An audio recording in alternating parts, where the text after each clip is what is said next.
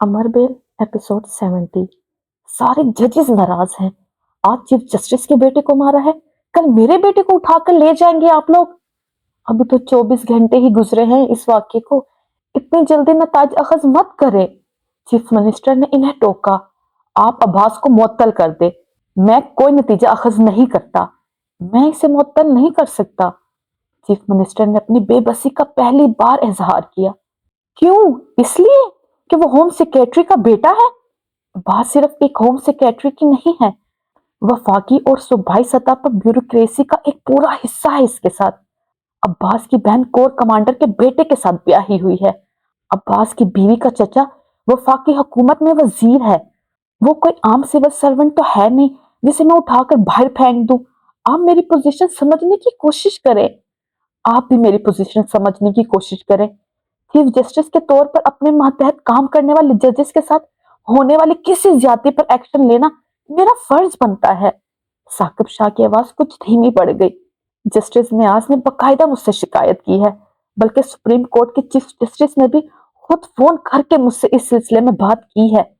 मैं समझता हूँ सब कुछ शाह साहब, आप जस्टिस न्याज को थोड़ा समझाएं। अब्बास के खिलाफ इंक्वायरी करवा देते हैं, मगर मुअत्तल करना मुमकिन नहीं। इसके बाप ने बात की है मुझसे। कल वो लाहौर आ रहा है तो इससे आमने सामने बात होगी। मैं इन कांस्टेबल्स और इंस्पेक्टर को मुअत्तल कर देता हूँ जिन्होंने इस ऑपरेशन में हिस्सा लिया था। फिर अगर इंक्वायरी में अब्बास के खिलाफ कोई सबूत मिल गए तो एक्शन लेने का कोई जवाब तो होगा पास। अभी अगर इसको मुअत्तल कर भी देते हैं और बाद में वो बेगुनाह साबित हुआ तो मेरी वजारत आला चली जाएगी। इसलिए मैं इतना बड़ा रिस्क नहीं ले सकता।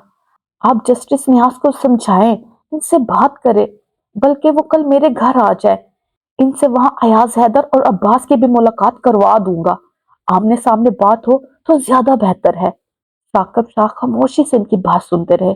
मैं जस्टिस न्याज तक आपका पैगाम पहुंचा दूंगा। जहां तक समझाने का ताल्लुक है तो ये काम मैं नहीं कर सकता। आप इस सिलसिले में खुद इनसे बात करें। आपने इंक्वायरी के लिए किसी का नाम तजवीज नहीं किया। चीफ मिनिस्टर ने इन्हें याद दिलाया। मैं पहले जस्टिस न्याज से बात कर लूं, इसके बाद ही इसी सिलसिले में आपको कोई नाम दे सकूंगा। अगर इन्होंने आपकी पेशकश मान ली तो ठीक है, वरना फिर मैं किसी का नाम तजवीज नहीं करूंगा। चीफ जस्टिस ने साफ लफ्जों में कहा और फिर इख्तितामी कलमात कहते हुए फोन बंद कर दिया। अगले 2 दिन घर में कॉल्स और मिलने के लिए आने वालों का तांता बनता रहा। अलीज़ा शादियों के अलावा पहली बार अपने तकरीबन तमाम जानने वालों और रिश्तेदारों को देख रही थी। ज्यादातर लोग बार बार फोन करके निम्रा की आखिरी रसूमात के बारे में हतमी मालूमात ले रहे थे। घर में इसके तमाम अंकल्स अपनी फैमिली के साथ आ चुके थे। अलीज़ा ने लोगों के इसी आने जाने के दौरान उमर को भी 2-3 बार घर आते जाते देखा। इसके साथ जॉट नहीं थी और वो अकेला ही था। वो इससे ताज़ियत करना चाहती थी, मगर उमर के रवैये ने इसे इस कदर हैरान किया कि वो इससे बात करने की हिम्मत ही नहीं कर सकी। वो जानती थी कि निम्रा इसकी सगी बहन नहीं है, फिर भी उमर जिस कदर जज्बाती और नरम दिल शख्स था, इसका ख्याल था कि वो अपनी बहन की मौत पर खासा अफसुर्दा होगा। मगर उमर के तासुरात इसकी समझ से भलातर थे। वो बिल्कुल पुरसुकून था। लोगों के ताज़ियती कलमात वसूल करते हुए भी इसके चेहरे पर किसी गम या अफसोसगी का शोभा तक नहीं था। यूं लग रहा था जैसे इसे निम्रा की मौत पर कोई शौक लगा था, ना ही दुख हुआ था, या फिर शायद इसे निम्रा की मौत या जिंदगी से कोई दिलचस्पी ही नहीं थी। अलीजे के लिए इसके तासुरात बहुत शॉकिंग थे।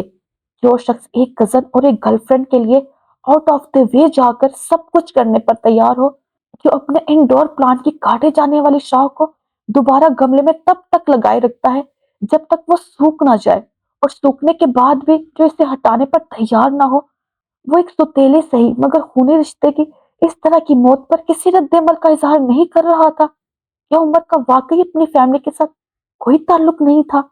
क्या वो वाकई इसके बारे में किसी किस्म के कोई एहसास नहीं रखता? क्या वो अपनी फैमिली को इस हद तक नापसंद कर सकता है कि, या फिर वो हमेशा की तरह बहुत कुछ छुपाने की कोशिश कर रहा है? अलीज़ा अपने ज़हन में उभरने वाले इन तमाम सवालों से उलझ रही थी। वो बहुत अच्छी चेहरा सनाश नहीं थी, मगर इसे फिर भी ये यकीन था कि इसने उमर का चेहरा पढ़ने में कोई गलती नहीं की। इसके चेहरे पर बेहिसी और लाताल्लुकी के अलावा एक तीसरा तासुर भी था, और ये तीसरा तासुर अलीज़ा को ज्यादा खौफजदा कर रहा था। عمر کے چہرے پر اطمینان تھا۔ تیسرے دن جہانگیر نمرا کی ڈیڈ باڈی لے کر پاکستان آ گئے۔ ان کے ساتھ سمرین اور باقی دونوں بچے بھی تھے۔ علیزے کو جہانگیر ماس کے چہرے پر بھی کسی رنج یا افسردگی کے تاثرات نظر نہیں آئے۔ ان کے چہرے پر سنجیدگی تھی، وہی سنجیدگی جو وہ پہلے بھی کئی بار تب ان کے چہرے پر دیکھ چکی تھی جب وہ شدید غصے میں ہوتے تھے۔ جہانگیر کے برعکس سمرین خاصی نڈھال نظر آ رہی تھی۔ ان کے باقی دونوں بچوں کے چہرے پر بھی ایسے ہی تاثرات تھے۔ بیرون ملک سے اکٹھے آنے کے باوجود تمام لوگوں کی طرح علیزے نے بھی محسوس کیا سمرین ان کے بچوں اور جہانگیر کے درمیان ایک عجیب سی کشیدگی اور سرد مہری تھی۔ علیزے کا خیال تھا کہ انکل جہانگیر کچھ عرصے پہلے ہونے والی تیسری شادی اس کی وجہ سے ہو سکتی تھی، مگر اس کے علاوہ اور وجہ بھی ہو سکتی تھی، یہ اس کے وہم و گمان میں بھی نہیں تھا۔ نمرا کی تدفین کے بعد آہستہ آہستہ تمام لوگ واپس جانا شروع ہو گئے، مگر جہانگیر ماز اور اس کے دو بڑے بھائی اپنی فیملیز کے ساتھ ابھی وہیں تھے۔ جب ایک رات علیزہ نے لانچ میں سب کے سامنے ان کے اور سمرین کے درمیان شدید جھگڑا دیکھا۔ وہ دونوں سب کے سامنے ایک دوسرے پر الزامات لگا رہے تھے اور چلا رہے تھے۔ علیزے کے لیے ایسا جھگڑا کوئی نئی چیز نہیں تھی۔ نانو کے ہاں وہ اپنے انکلز اور ان کی بیویوں کے درمیان پچھلے کئی سالوں سے ایسے بہت سے جھگڑے ہوتے دیکھتی ہوئی آئی تھی، مگر اس بار جس انکشاف نے اسے ہلایا تھا وہ نمرا کی موت کی وجہ تھا۔ وہ نیند میں اپارٹمنٹ کی کھڑکی سے نہیں گری تھی، اس نے خودکشی کی تھی، اور اپارٹمنٹ کی کھڑکی سے چھلانگ لگانے سے پہلے اس نے ایک خط میں تفصیلی طور پر اپنی موت کا ذمہ دار جہانگیر ماس کو ٹھہرایا تھا۔ پولیس کو وہ خط مل گیا تھا، مگر چونکہ جہانگیر سفارت خانے سے منسلک تھے اس لیے ہر چیز بڑی مہارت سے کور اپ کر لی گئی تھی۔ ایک سینئر ڈیولپمنٹ کے حوالے سے اس طرح کا کوئی سکینڈل پاکستانی حکومت کے لیے خاصی ندامت اور شرمندگی کا باعث بنتا۔ چند گھنٹوں کے اندر اندر حکومت پاکستان کی درخواست پر پولیس نے اس خودکشی کو اتفاقی موت قرار دے کر فائل بند کر دی۔ نمرا پاکستان ایمبیسی کے ملٹری اتاشی کے ساتھ انوالو تھی۔ وہ جہانگیر ماں سے بھی عمر میں بڑے اس شخص کے ساتھ شادی پر باضد تھی، اور جہانگیر اس کے اس مطالبے کو کسی طور ماننے پر تیار نہیں تھے۔ ایمبیسی میں ان کی بیٹی اور اتاشی کے درمیان چلنے والے اس افیئر کے بارے میں ایمبیسی میں کام کرنے والا ہر شخص جانتا تھا، اور یہ معاملہ جہانگیر کے لیے خاصی خفقت کا باعث بن رہا تھا۔ اگر نمرا ایمبیسی کے کسی چھوٹے موٹے اہلکار کے ساتھ انوالو ہوتی تو جہانگیر بہت پہلے اس شخص کا پتہ صاف کر چکے ہوتے، یا پھر 4 دن کے اندر اس شخص کو ایمبیسی سے نکال دیتے، مگر یہاں وہ بری طرح پھنس گئے تھے۔ انہوں نے نمرا کو زبردستی پاکستان بھجوانے کی کوشش کی، مگر وہ اس پر تیار نہیں ہوئی۔ اس نے واپس پاکستان بھجوائے جانے پر مجبور کرنے پر جہانگیر کو گھر سے چلے جانے اور شادی کر لینے کی دھمکی دی، مگر جہانگیر جانتے تھے کہ یہ صرف دھمکی ہی تھی۔ وہ قانونی اعتبار سے ابھی بالغ نہیں ہوئی تھی، اور وہ ملٹری اتاشی اتنا احمق نہیں تھا کہ وہ ایک نابالغ لڑکی سے شادی کر کے اپنا کریئر خطرے میں ڈالتا۔ دوسری طرف جہانگیر اس بات سے بھی واقف تھے کہ کچھ عرصے کے بعد جب وہ قانونی اعتبار سے بالغ ہو جائے گی تو اس وقت اس کے لیے نمرا کو روکنا مشکل ہو جائے گا، اس لیے وہ بہت مایوس ہو کر اسے پریشرائز کر رہے تھے، اور جب انہیں یقین ہو گیا کہ وہ ان کے کسی دباؤ میں نہیں آئے گی تب انہوں نے نمرا کو دھمکی دی کہ وہ اگر واپس پاکستان نہیں گئی تو وہ نہ صرف سمرین کو طلاق دے دیں گے بلکہ نمرا سمیت باقی دونوں بچوں کو بھی اپنی جائیداد سے آگ کر دیں گے۔ نمرا ان کی دھمکی پر پہلی بار دباؤ میں آئی، اور اس حربے کو کامیاب ہوتا دیکھ کر جہانگیر اس پر اپنا دباؤ بڑھاتے گئے۔ دوسری طرف وہ ملٹری انتاشی نمرا کو مجبور کر رہا تھا کہ وہ واپس نہ جائے۔ شاید اسے بھی یہ اندازہ ہو گیا تھا کہ ایک بار وہ واپس پاکستان چلی گئی تو پھر اس کا واپس اس کے ہاتھ آنا مشکل تھا۔ نتیجہ وہی ہوا تھا جو ہو سکتا تھا۔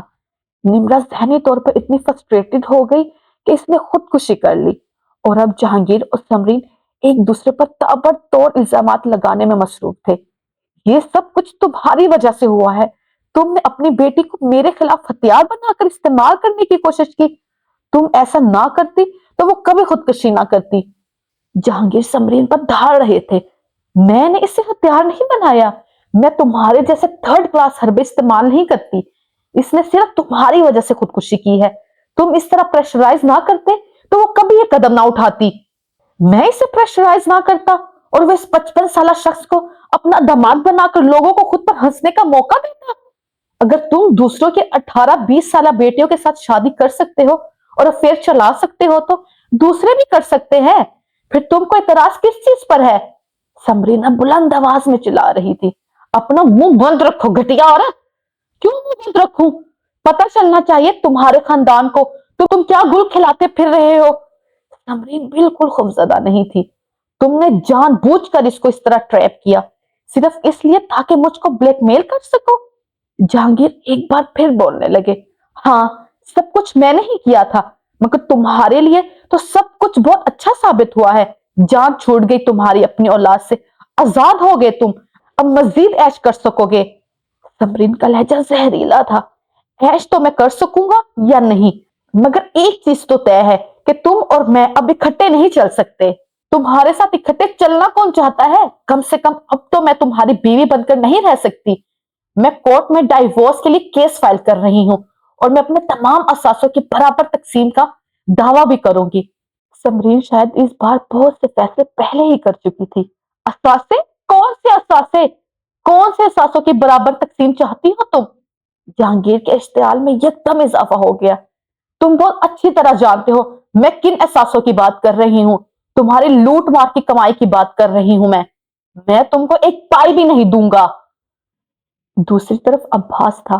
इसकी आवाज सुनते ही रिसीवर पर अलीजे के हाथ की गिरफ्त सख्त हो गई।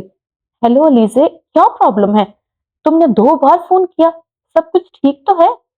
मैंने न्यूज़पेपर देख लिए हैं। दूसरी तरफ एकदम खामोशी छा गई। अब्बास भाई, मुझे यकीन नहीं आ रहा कि आप इस तरह 4 इंसानों को कत्ल कर सकते हैं। अलीजे, तुम इन चीजों को नहीं समझती। अब्बास ने बड़े मुतमईन अंदाज में कहा। तुमने सिर्फ इस मौजू पर बात करने के लिए फोन किया था? अब्बास ने इसके सवाल का जवाब गोल करते हुए कहा। हाँ, मुझे सिर्फ इसी बारे में बात करनी है। आपने मुझसे कहा था कि आप इन लोगों को पुलिस स्टेशन ले जाना चाहते हैं, इसलिए इकट्ठा कर रहे हैं, मगर आपने इन्हें मार दिया। वह एकदम फट गई। कोई इंसान इतना बेरहमी का मुजाहरा नहीं कर सकता। तुम तो वाकई गुस्से में हो अलीजे। मुझे जैसे इसके गुस्से से महसूस हुआ। अलीजे को हिद्दत का एहसास हुआ। आपको एहसास है कि आपने कितना बड़ा जुल्म किया है? बिल्कुल एहसास है कि मैंने क्या किया है। अलबत्ता मैं तुम्हारी तरह इसे जुल्म नहीं समझता। मैंने वही किया है जो मुनासिब समझा। इसके इत्मीनान और सुकून में रत्ती भर कमी नहीं आई। 4 बेगुनाह इंसानों को इस तरह उठाकर मार देना कहां से मुनासिब लगा है आपको? पहली बात तो ये कि वो बेगुनाह नहीं थे, और दूसरी बात ये कि इन्हें मैंने नहीं मारा, पुलिस मुकाबले में मरे हैं वो। जारी। रुक जाए। आपने इस वीडियो को लाइक किया? नहीं किया ना, तो प्लीज लाइक कर दे। और चैनल को सब्सक्राइब किया? वो भी नहीं किया होगा यकीनन, तो वो भी कर दे प्लीज। और एंड पे कमेंट किया आपने? नजर आ रहा है आपने कमेंट नहीं किया, तो वो भी करें ताकि पता चले ये वीडियो कहाँ से देखी जा रही है। Take care. ओके, अल्लाह हाफिज। Take care, tata, bye bye.